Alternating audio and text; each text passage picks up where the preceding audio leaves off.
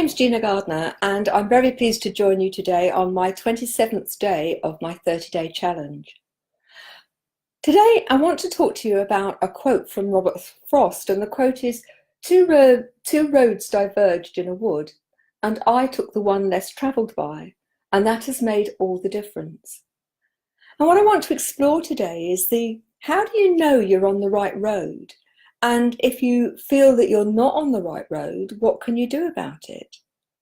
And how often does the universe, fate, take a turn in actually determining that you're going to shift the road that you're traveling? I've got personal experience of that, and I've worked with many clients who've either felt that they're a round peg in a square hole, that they're not doing what they're meant to be, and as a result feel unhappy, or people who are making do because they don't want to give up the security of a well-paid job, or they're worried about what other people will think. So before I go any further, let me introduce myself. My name's Gina Gardiner, as I've just said. I'm an international best-selling author. I have two best-selling books, Chariots on Fire, and my latest book, Thriving Not Surviving, The 5 Secret Pathways to Happiness, Success and Fulfillment. And if you like, that book's a bit of a sat-nav to your lifetime journey. And we often use the metaphor of life being a journey. And it does feel as if we are traveling along a road, and there are many potential diversions, many different routes that we can take along the way. And every decision that we make which takes us along a particular road has a set of consequences. And often we have no idea what those consequences are going to be before we actually get there. What I think is really absolutely certain is that if you are doing something which does not fill you up, something that you find that you don't enjoy, that you have no passion for, that slowly erodes your spirit and your sense of self. And there are many people who are in jobs or in relationships or living in circumstances which are not at one with what gives us that sense of satisfaction and peace. And I absolutely understand it, because if you've got a family to feed and you've got a mortgage to pay, then, giving that all up to go and do something that has no sense of certainty to it would be the last thing I'd say. Give up everything and go off and just chase something simply because what you're doing doesn't feel right. However, what I would say is there are ways of fulfilling your inner need and serving the needs of your family, your friends, and so on. And it doesn't have to be either or, it can be a question of both. So let's talk about my personal journey. From a very young age, I wanted to be a cookery teacher, and I was one of the first people to get a job at college, and a place at college, and I was very pleased about that. But I developed very bad eczema when I was 14. I had it all over my face. My hands were very badly affected. I was hospitalized 3 times. I used to have to wear white cotton gloves to go to school, and you can imagine how that went. And the July before I was due to go to college in the September, the dermatologist said, you can't do it. At that time, I couldn't peel vegetables, I couldn't put my hands in water. And he said, you'll have to think of something else. And I was absolutely devastated. It's what I'd always wanted to do. I felt settled, and I'd got my place at the college I wanted. And unusually, I'd been able to find a place where I could do cookery and English, because I didn't want to do needlework. I've been known to use double-sided sellotape rather than a hem that's come down. So I'd felt very well blessed. And so I was all at sea, and it felt like the world had come to an end, because I was no longer going to be able to do what I felt was the right thing for me. As I got my A-level results, they were much better than I had hoped that they would be, and I applied for college. I had an interview on the Friday, and I had a place on the Monday to do English. It felt like second best. By the time I'd been teaching a very short while, I realised that fate had dealt me a wonderful hand. If I had gone and taught cookery, I would have been bored very, very quickly, and I would not have found the joy of teaching every subject. I wouldn't have got promotion in the same way that I had done. I wouldn't have become a head. I would not have developed the leadership program that I developed there. It may have happened in a different way, but I don't think so. And so what I thought was going to be my right road turned out that it was a different road. Elements were the same, that I was still teaching, but I was teaching a different age group and a whole range of subjects. The next time when fate took a hand is when I had a ski accident, and over time my health deteriorated and I found myself in a wheelchair.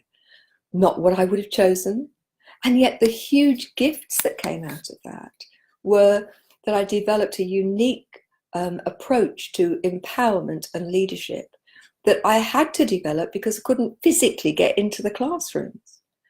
At the time it seemed like a disaster, and yet what it did is it opened doors that I would otherwise have not even known were there.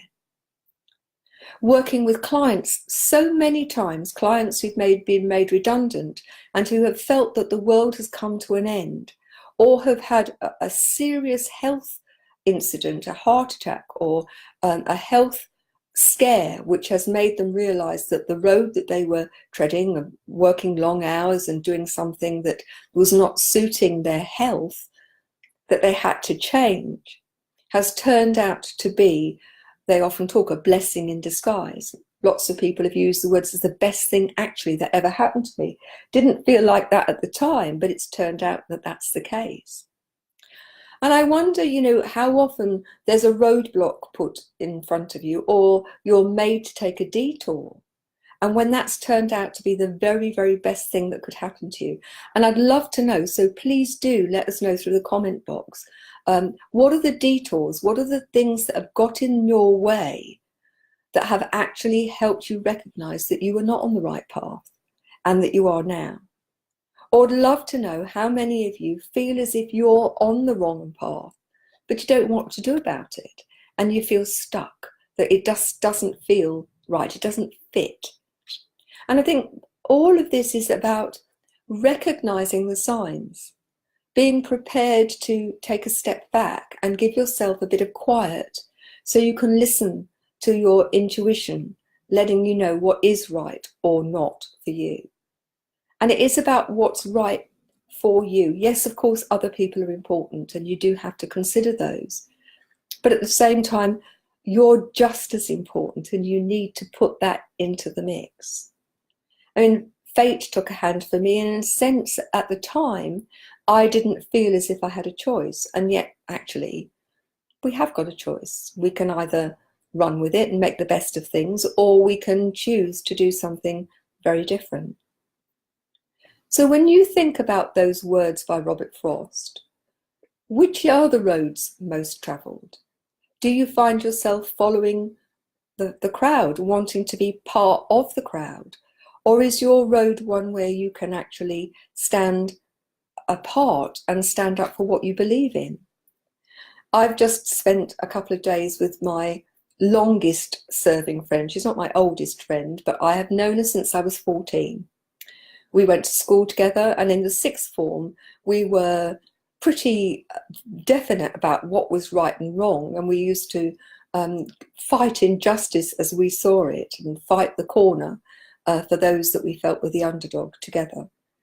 She's now very much involved in trying to put things right in her own world, to be very politically astute and to fight for the things that she thinks is right.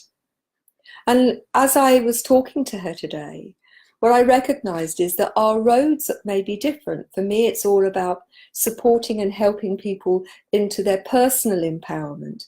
And so one by one, it's about helping those persons to lead themselves and lead their lives, and through that lead other people. And hers is a much bigger picture, looking at the political scene and looking at fighting causes that she believes are intrinsically right and fighting against those things which she thinks are unjust, unfair, and wrong. And I admire her spirit and her tenacity, and the fact that she has chosen her path and is prepared to tread that path, even though at times it can be uncomfortable. And so I'd ask you, what's your path? What are the things that you really care about? What are the things that give you immense satisfaction and joy? And if there are no things in your life, if you don't feel fulfilled, if you have no real sense of purpose, then I would urge you to make some time to look into it. Genuinely You and the Thrive Tribe is all about helping people have the self-worth and confidence to actually step into their power and to help them find their purpose, and through their purpose, fulfillment. And so anything we can do to help you, we're here. Join the Genuinely You group, Facebook group. Come and just ask for an invite or put a comment, and I'll make sure that you get joined to the group. If you really want to develop your personal strength and passion and feel totally empowered, then come and join the Thrive Together tribe and join other people who are also passionate about wanting to be the best version of themselves that they can be, and through that wanting to help others to grow and be empowered. And we'd love to see you there. So if you are on the right path and it feels great and you are full of joy and fulfillment, then celebrate it and share how you found it, what helped you along your way. If you're not in that place and you'd like a sense of passion and purpose about what you do, then let us know and we'll do what we can to help. If you'd like a free copy of my latest book, Thriving Not Surviving, the 5 Secret Pathways to Happiness, Success and Fulfillment, you can get a free digital download by going to the website genuinely-you.com, and there's loads of other resources that you can dip into that are all free. So there's lots there that you can find that will support you in a whole range of different ways. But let us know you're there. Please interact. And the other thing is, if you like this stuff, please share it. Please like it and share it so other people get a chance to know about it.